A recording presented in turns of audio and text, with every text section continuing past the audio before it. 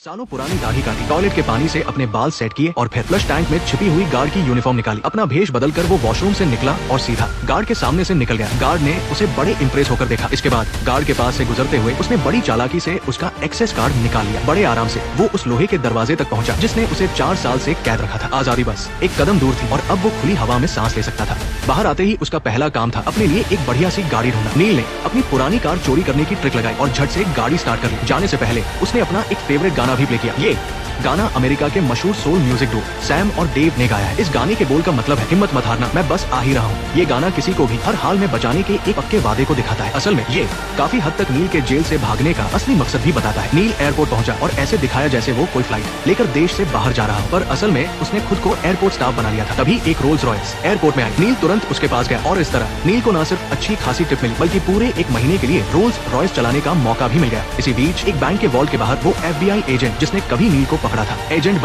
एक मुसीबत में फंस गया था। कुछ चोरों ने बैंक के सेफ से सारा कैश चुरा लिया था और जाते जाते उसका पासवर्ड भी बदल दिया। एक एक्सपर्ट ताले वाले की मदद से ही पता चल पाया कि नया पासवर्ड क्या है। लेकिन जैसे ही वो ताले वाला सेफ खोलने लगा, बर्ग को अचानक से कुछ अजीब लगा और तभी एक जोरदार धमाका हुआ जिसमें सारे सबूत जलकर राख हो गए। चोरों ने जानबूझकर सेफ का पासवर्ड कुछ ऐसा रखा था जो कीपैड पर टाइप करने से सीधे तौर पर FBI का मजाक उड़ा रहा था। तभी बर्ग ने धमाके के बाद अपने ऊपर गिरा एक मेटल का तार उठाया। उसने अपनी टीम से पूछा कि ये क्या है, पर किसी के पास कोई जवाब नहीं था। एक तरफ बर्ग सबूत मिट जाने से परेशान था, तभी उसके असिस्टेंट ने आकर उसे एक और बुरी खबर दे दी। जिस मास्टरमाइंड आर्ट फॉर्जर नील को उसने 5 साल की मेहनत के बाद जेल भेजा था, वो बड़ी आसानी से जेल तोड़कर भाग गया था। क्योंकि बर्ग नील को सबसे अच्छी तरह जानता था, इसलिए उसे दोबारा पकड़ने की जिम्मेदारी भी उसी पर आ गई। बर्ग जब जेल पहुंचा तो उसने देखा कि नील की सेल की दीवार पर एक एक दिन का हिसाब खुरच कर लिखा हुआ था। साफ था कि नील हमेशा से जल्द बाहर जाने का इंतजार कर रहा था। उसकी सजा में सिर्फ 3 महीने बचे थे, फिर भी वो भाग गया। पक्का कोई बहुत बड़ी बात हुई होगी। बर्ग ने तुरंत उसके विजिटर रिकॉर्ड्स चेक किए। रिकॉर्ड से पता चला कि नील की गर्लफ्रेंड हर हफ्ते उससे मिलने आती थी, लेकिन पिछले हफ्ते वो नहीं आई। उन दोनों की मुलाकात की वीडियो में कोई आवाज नहीं थी, इसलिए बर्ग ने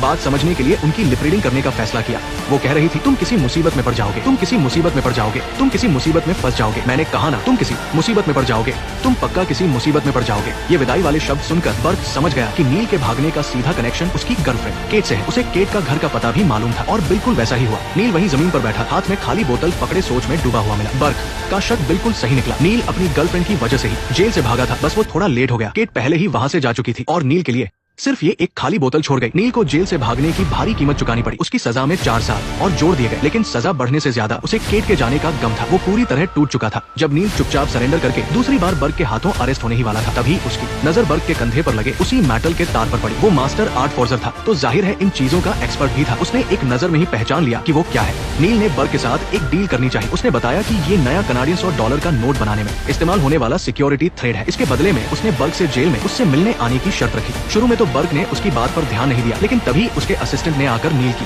बात को सच साबित कर दिया। सिर्फ एक सिक्योरिटी थ्रेड की वजह से ये केस एक बड़ा इंटरनेशनल मामला बन गया। बर्ग अपने वादे के मुताबिक जेल पहुंचा। नील को पहले से ही पता था कि वो आएगा। उसने कहा कि जिसने सेफ का पासवर्ड बदला है वो उस डच आदमी को बहुत अच्छे से जानता है। वो ये इंटरनेशनल केस सॉल्व करने में बर्ग की मदद कर सकता है, लेकिन शर्त ये है कि बर्ग उसे एक स्पेशल कंसल्टेंट बनाकर जेल से बाहर निकाले। लेकिन बर्ग ने उसकी ये डील ठुकरा दी, क्योंकि जिस आदमी को पकड़ने में उसने 5 साल लगाए हो वो उस पर भरोसा नहीं कर सकता था। नील को दोबारा सेल में बंद कर दिया गया। दीवार पर बनाए निशानों को देखते हुए उसे एहसास हुआ कि अब उसे फिर से अपनी जिंदगी के 4 साल यहाँ बर्बाद करने होंगे। और उसकी गर्लफ्रेंड का भी कुछ अतापता नहीं था। इसी निराशा और डिप्रेशन की वजह से वो अंदर से टूट गया। दूसरी तरफ घर लौटकर बर्ग किसी सोच विचार में डूबा था। उसने नील के बारे में अपनी पत्नी को सब कुछ बताया। उसने कहा कि नील जैसा जीनियस क्रिमिनल सिर्फ अपनी गर्लफ्रेंड से मिलने के लिए जेल से नहीं भागेगा, पक्का इसके पीछे उसका कोई हिडन मोटिव होगा। तभी उसकी पत्नी ने उससे एक ऐसा सवाल पूछा जिसने उसे सोच में डाल दिया। तुम्हें शायद इस बात पर यकीन ना हो कि एक आदमी ऐसा भी कर सकता है। नील ने जेल में 4 साल काटे, पर किस लिए? जरा सोचो, अगर तुम नील की जगह होते तो क्या तुम मेरे लिए जेल से नहीं भागते? बर्ग का जवाब हाँ में था। तब जाकर उसे यकीन हुआ कि नील का कोई और मकसद नहीं था। इसलिए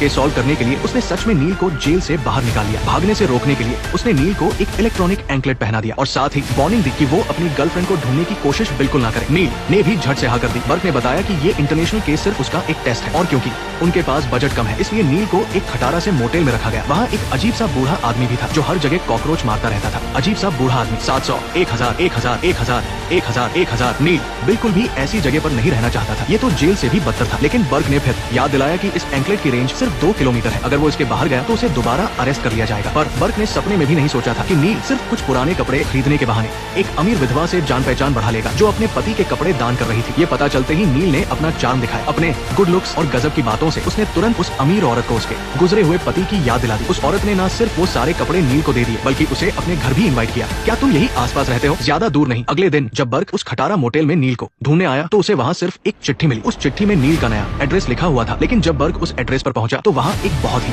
आलीशान हवेली देखकर दंग रह गया। शुक्रिया, मुझे लगता है मैं गलत पते पर आ गया हूँ। तुम पक्का पीटोगे। मैं नील कैफरी को ढूंढ रहा हूँ। वो ऊपर कमरे में है। ऊपर कमरे में पहुंचते ही बर्क की आंखें फटी की फटी रह गई। ये एक ऐसी लग्जरी लाइफस्टाइल थी जिसके बारे में वो सोच भी नहीं सकता था। लेकिन नील बड़े आराम से न्यूज़पेपर पढ़ते हुए कॉफी पी रहा था। बर्क ने तुरंत उससे पूछा कि उसने ये सब कैसे किया। नील ने बताया कि वो बस उस औरत की गाड़ियां मेंटेन करता है और उसकी पोती का ख्याल रखता है। बदले में उसे यहाँ रहने की जगह मिल गई। बर्क ने तुरंत उसका मजाक उड़ाते हुए कहा कि क्या वो यहाँ कोई नौकर है? तभी वो पोती उनके सामने आ गई। बर्क को यकीन ही नहीं हुआ। बर्क जलन के मारे लाल हो गया। नील ने सिर्फ आधे दिन में वो सब हासिल कर लिया था जो बर्क पूरी जिंदगी में भी नहीं पा सकता था। उसने खींचते हुए नील को जल्दी से कपड़े बदलने के लिए कहा और खुद चुपके से वहाँ की महंगी कॉफी के मजे लेने लगा। वाह क्या बात है, ये कॉफी तो सच में लाजवाब है। ये इसके पैर में जो बंधा है, क्या ये कोई क्रिमिनल है? हाँ, पर वो नील के कपड़े बदलने के बाद वो दोनों एयरपोर्ट के लिए निकल पड़े। दरअसल असिस्टेंट को कस्टम से खबर मिली थी। इमिग्रेशन वालों ने एक डच आदमी के लगेज से कुछ बक्से पकड़े थे जो स्नो वाइट की पुरानी किताबों से भरे हुए थे। और हैरानी की बात ये थी कि इससे पहले भी वो 3 बार ऐसे ही स्नो वाइट की किताबों के बक्से लेकर आया था। बर्क काफी देर तक उन किताबों को देखता रहा पर उसे उनमें कुछ भी अजीब नहीं लगा। उसने तुरंत उस डच आदमी से पूछताछ करने का फैसला किया क्योंकि